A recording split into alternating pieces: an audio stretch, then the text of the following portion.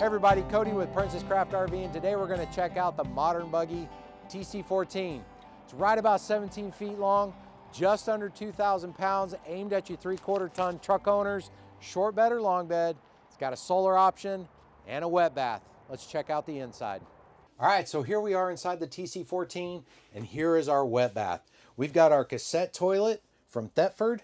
Got our button on the back for water flow, and we've got our little gauge down here that tells us when that cassette has been removed so we don't accidentally use that whenever there is no cassette in. We've got our traditional sink, pedestal sink up there, and the shower door on this is pretty cool. You just pull it over and latch it in, do your shower, and then whenever you want to get out, you just kind of pull it from the inside and then it opens back up. Simple, easy, no glass, anything like that that might get damaged while traveling. Nice large wardrobe, both doors open up, gives you a lot of room for your clothes and your shoes. Got some overhead cabinet space here. 3 storage cubbies. We've got your WFCO auto detect power distribution center on board, so you can get lithium put in this and it'll automatically detect that battery chemistry and charge accordingly. Got your convenience panel here with all of your light switches on board. This unit is equipped with electric jacks for raising and lowering, so that makes your life a lot easier. We've got your furnace thermostat here. Temperature set on the top. You're just going to push it over. The furnace is going to kick on and heat to that temp and then shut off and cycle as it should. Comes with the Fogatti on-demand water heater. Just going to touch the power button there. It's going to pop up and show you current temps. And then you're going to use the up and down arrows to set your desired temperature. You're going to get 123 max temp degree, and once you set that, that's what it's going to heat to, as long as you've got propane on board. And then you can cycle between Celsius and Fahrenheit, and then back to your power. Got the R-Vision compressor style fridge in here, so it's going to cool off quickly. Got just a rotary dial for setting your temperature from 0, which is off, all the way to 7. Make sure when you're putting it in storage, you do have it turned to 0, and then the interior light will be controlled by the door. And we've got your safety travel latch for that door to make sure it doesn't accidentally pop open while you're traveling. All right, we've got our fully equipped kitchen over here with your 2-burner cooktop. It's got the glass cover so you can have that closed to get some additional countertop space if you're not needing to use your cooktop.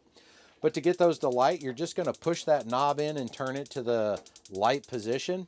As soon as you push in, that thing is going to start sparking, so no need for a stick lighter or anything like that. We do have your nice backlighting. With the glass cooktop cover, make sure that your burners are cooled before you close it. Don't light your flame and then close over it. It's not a warming plate. Don't use it that way. Hot and cold at your kitchen sink. Got a couple of outlets behind this area as well. We do have your GFI back here, so if you do have a 110 interruption on your outlets, check that GFI, make sure it's not tripped. Got a vent hood with your fan and your lighting.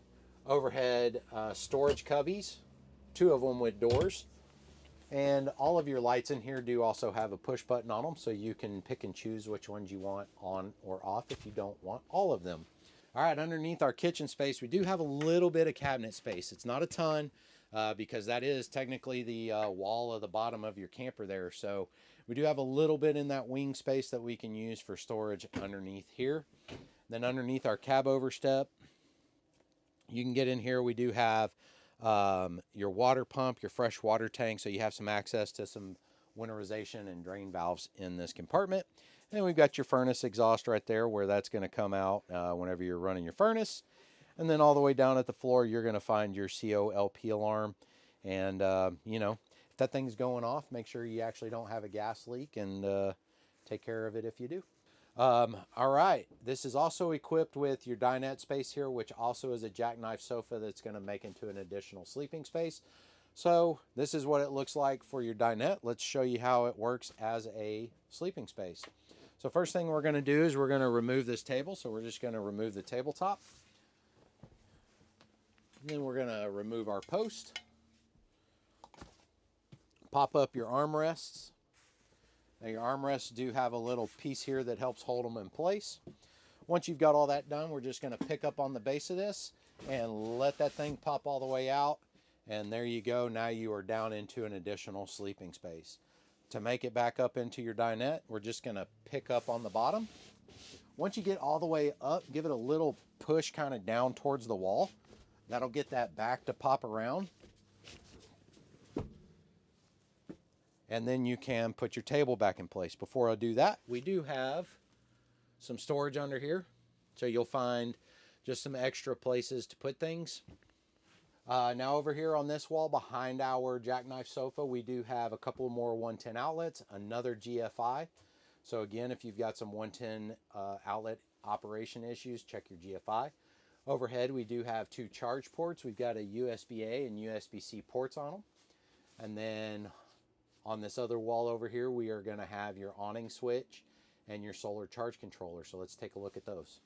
All right, so over here we've got our awning switch. So this is going to be for our electric awning on this unit on the side, open and close. It's one touch, so you're going to push it to the open. The awning is going to automatically go all the way out, stop whenever it's supposed to. And then to retract it, you just push it down to the close position. Again, it's going to pull all the way in and close and stop where it's supposed to. Switch right next to that's going to be for our awning lights, just some LED awning lights. And then we've got our solar charge controller there where you can check and see what's going on with your solar system. All right, so we've got our air conditioner, roof-mounted air conditioner from Dometic here. It is going to require you to be plugged into your 30 amp shore power to run. And then we've got your 2 control knobs here. We've got your temperature control knobs, got snowflake by it. The other one here is going to be whether you're going to operate just your fan or if you're going to operate the cooling side of it. So if you look real closely at your dial, you'll see that we've got some light gray with just a fan by it. That is going to be fan control only. If you rotate that dial within that gray space up to the first 3 dots. And then once you pass that, you're going to move into more of a black shading. And then you're going to go from 3 to 1 for cooling. So 3 being the coldest setting over here, and then fan, and then your actual temperature setting, whether you want it to be warmer or colder on this dial. And that's going to be your air conditioner. All right, so up in our bed space, got a good sized bed here. We do have a TV mounted up in here. It's going to be 12 volt powered. Just pops away from the wall. It is on a swing hinge, so you can swing it where you can watch it from your jackknife sofa space, or you can rotate it and watch it while you are in bed. We do have charging ports on both sides, USB-A, USB-C with reading lamps. And overhead, we've got a dual direction vent fan. So you're just going to crank that vent open manually.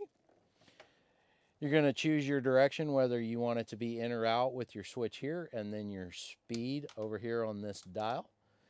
And then it's going to take off and go. It does have an onboard fuse on it. If it's not operating, check that fuse.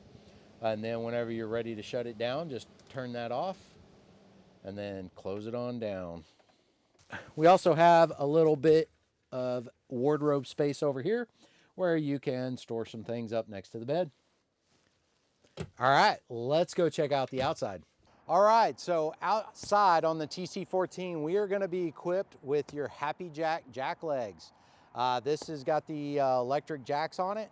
They're going to be controlled by a remote for running them up and down. Now, if they do have a failure, a couple things you're going to want to do is you're going to flip this lever down right here, pop this cap off. You're going to use a manual crank to run that jack up or down depending on which way you need to go. Now, keeping on moving along here, you can see we've got a nice side awning on this that does have support legs that can come down and go to your sidewall here to help support if you got a little bit of a breeze, or it can stand just like it is on its own. We do have LED strip lighting along the base of the awning here. And underneath the wing space here, there's not any accessories or anything like that, but you will see your big eye bolts. This is where your turnbuckles are going to run to your truck tie downs, how you anchor it into the bed of your truck. Okay, now coming down the driver's side of our camper, we got a lot more going on. So starting right here on the side up front, we're going to have our furnace exhaust. So if you're cold weather camping and you're running that furnace, there's going to be hot coming out of there.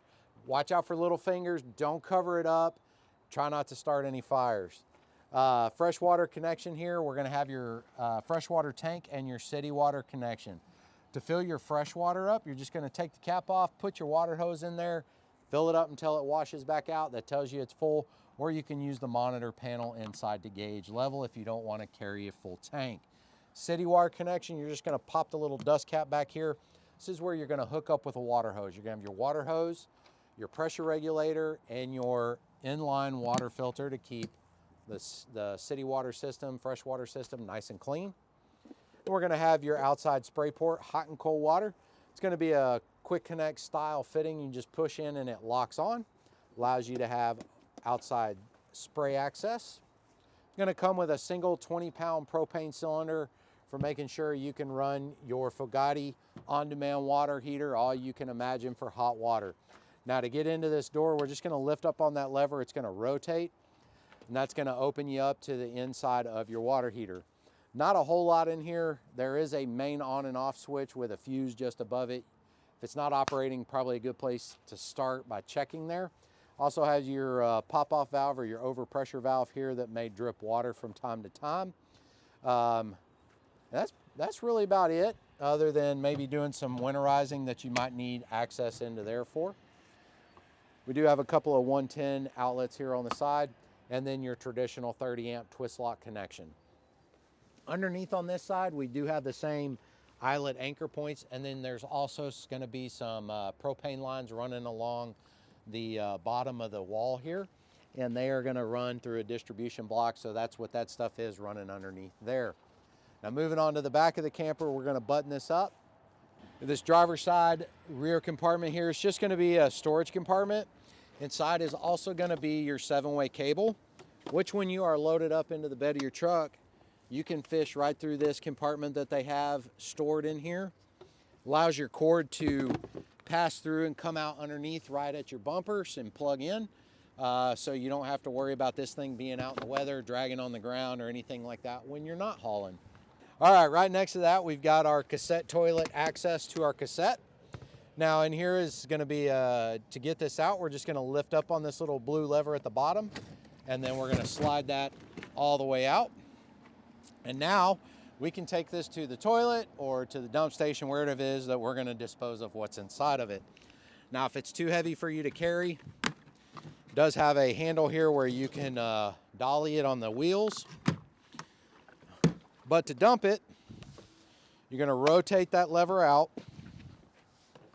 spout, and then take your cap off, and then you're gonna push this little button right here, which is an air vent release, and then you're just gonna dump it. Once it's done being emptied, you can then remove all of this